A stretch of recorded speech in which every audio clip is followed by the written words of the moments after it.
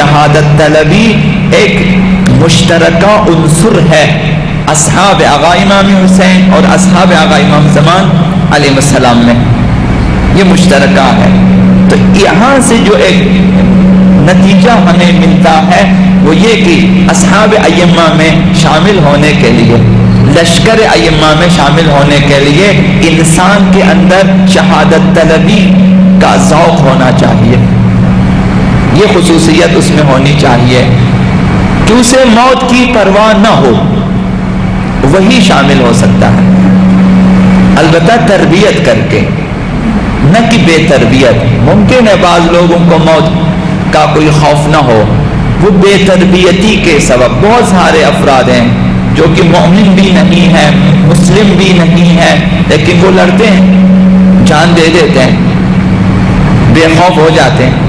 اسلامی الہی تربیت کے ذریعہ، تہذیب نفس کے ذریعہ خداوند متعال کی راہ میں آنے والی موت کا استقبال کرے، یہ مہم ہے۔ تو یہ مشترکہ عنصر ہے۔ ہم میں اکثر موت سے ڈرتے ہیں، ہمیں مرنے کا خوف لاحق ہوتا ہے، موت کا نام سنتے ہی ہماری حالت غیر ہو جاتی ہے، موت کے نام سے تکلیف ہوتی ہے، دل آزردہ ہو جاتا ہے۔ تو اس کی وجہ کیا ہے؟ اس کی وجہ موت کے بعد کی زندگی پر ایمان کا کمزور ہونا ہے۔ مرنے کے بعد جو زندگی ہے، وہ جو خداوند متعال کی طرف سے ملنے والی نعمتیں ہیں اور ابدی زندگی ہے، اس کی نسبت ایمان کمزور ہے۔ اس وجہ سے ہم موت سے ڈرتے ہیں کہ نہ معلوم کیا ہوگا ابھی۔ تو اس کا یہ ایمان گہرے یقین میں تبدیل نہیں ہوا آخرت کی زندگی پر، اس کا ایمان یقین میں تبدیل نہیں ہوا۔ اس ایمان سے، اس کے ایمان نے اس کے افکار کو اور اس کے حالات کو متاثر نہیں کیا ہے۔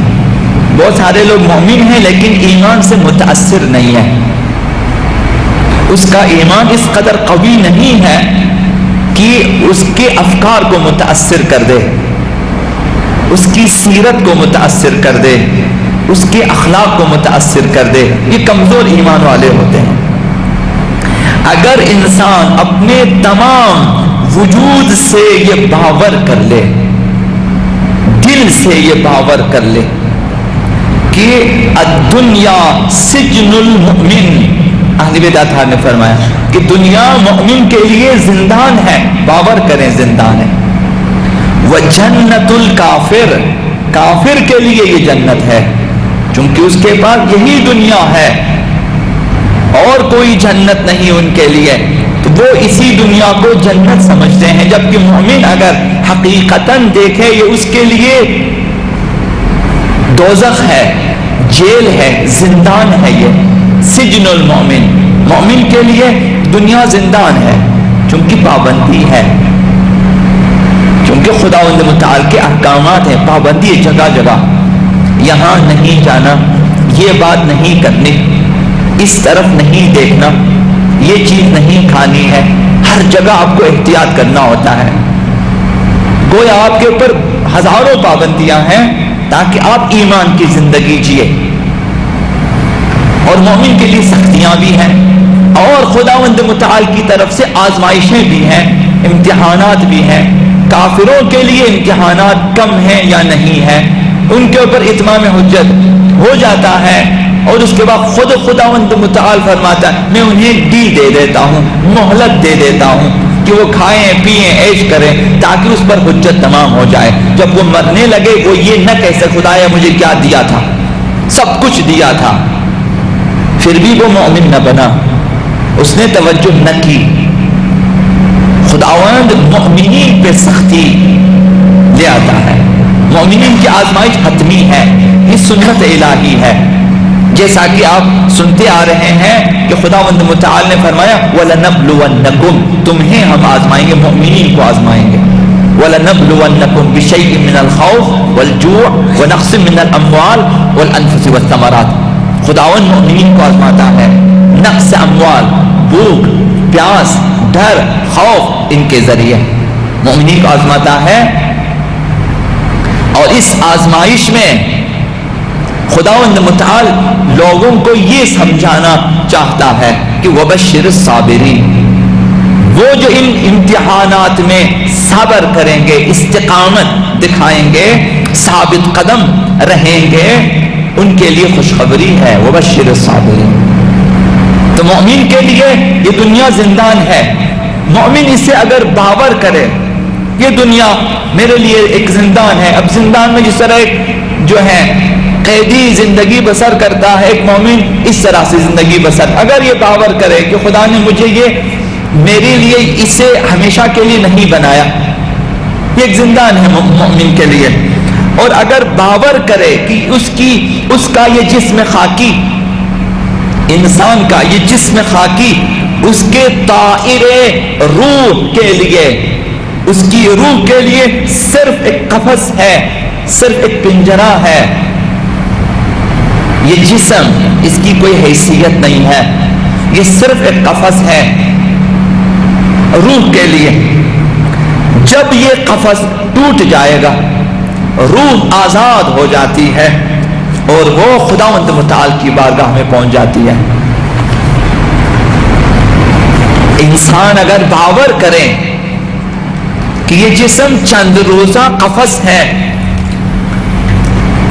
مرغ باغ ملکوتم نیم از عالم خاک، میں عالم ملکوت سے آیا ہوا شخص ہوں، خاکی نہیں ہوں میں.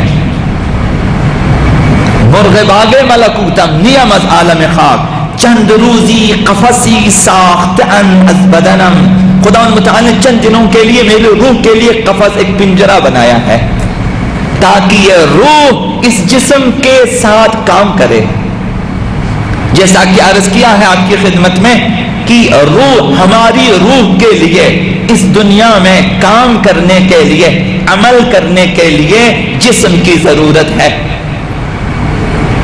دیکھنے کے لیے آنکھوں کی ضرورت ہے، سننے کے لیے کانوں کی ضرورت ہے. یہ اس کے ابزار و وسائل ہیں روح کے لیے، چند دنوں کے لیے.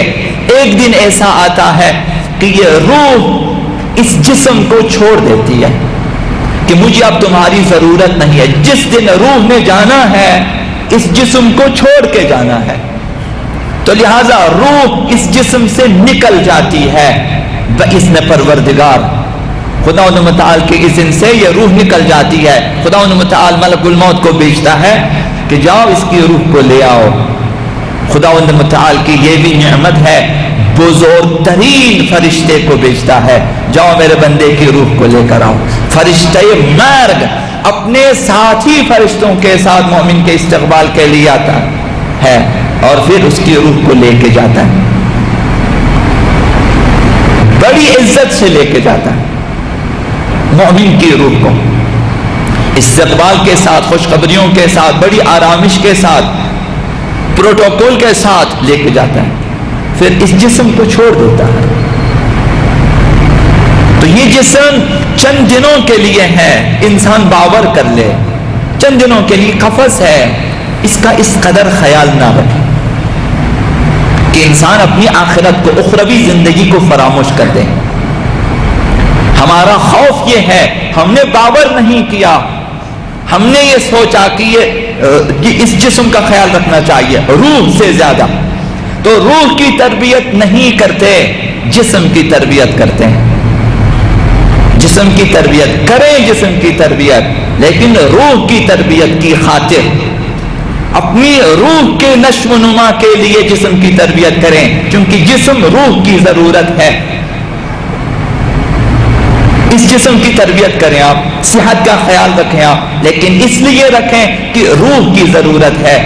اگر اپنی روح کو فراموش کر دیں اور صرف جسم کو یاد رکھیں، لذت کی خاطر کھائیں، لذت کی خاطر سوئیں، لذت کی خاطر شادی کریں، لذت کی خاطر گھومیں پھریں، روح کو فراموش کر دیں، یعنی یہ جسم غلام تھا روح کا، ہم نے تبدیل کر دیا اور روح کو غلام بنا دیا اس جسم کے لیے۔ اب وہ روح صرف ایک ڈرائیور کی طرح ہے گاڑی کے لیے، جس کی روح نشو و نما حاصل نہ کرے، تربیت حاصل نہ کرے، آپ اس جسم کی خاطر روح کو قبول کرتے ہیں، خواہشات نفس کے لیے، جہاں میں چاہوں گا مجھے جانا ہے روح کی مدد لے لیتے ہیں کہ ہم چلیں گے، حتیٰ گناہ کرنا ہے روح کی مدد لے لیتے ہیں تاکہ گناہ کریں لذتوں کے لیے، تو یہ روح غلام بن جاتی ہے، عقل غلام بن جاتی ہے۔ جب انسان کی روح، انسان کی عقل غلام بن جائے، مادیات کا غلام بن جائے، تو پھر وہ انسان ہمیشہ کے لیے خسارے میں ہوتا ہے۔